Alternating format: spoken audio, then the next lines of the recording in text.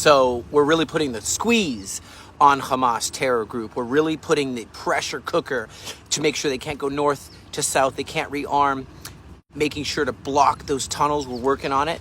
The Salahadin Road, patrolling it, making sure that we make an effective cut so they can't keep on shooting. Now they're still shooting, but we're working on it.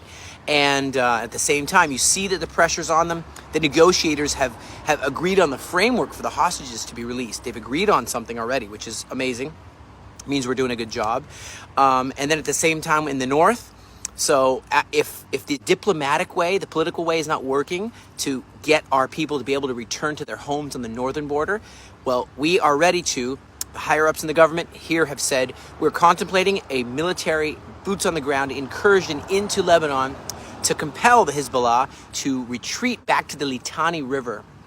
And so then back to Hamas in the south over here. So they have the 3 hostages video. You saw that video. So they're still alive. Well, I don't know exactly when they filmed this video, but you see there Daniela, what's her name, Gilboa, Karina Ariev, and Doron Steinbrecher. And maybe it's an old video, maybe it's not, but they're trying to do their propaganda to really encourage the hostage deal. So, it's a 5-minute video, and you see these young women tell the Israeli government, please secure our release. And so that is also, it looks like a hostage deal will happen pretty soon. They're trying to use their psychological warfare. We don't capitulate to that. But what we want to do is remain strong and keep crushing them. And so I just hear that Syria now mentions they're ready to join with Hezbollah in the north, back to the north. They're ready to join and wage full-on war with Israel. And so it's just like we're right in this in-between time. I'm on what's called last missions to the next month or so to wrap up, to make sure that we for sure crush them. Okay?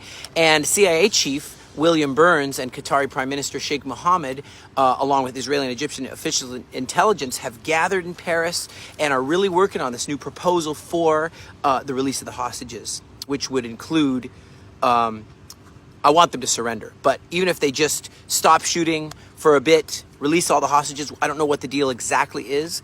And at the same time around the world, maybe you've seen this, worldwide waves of anti-Semitism.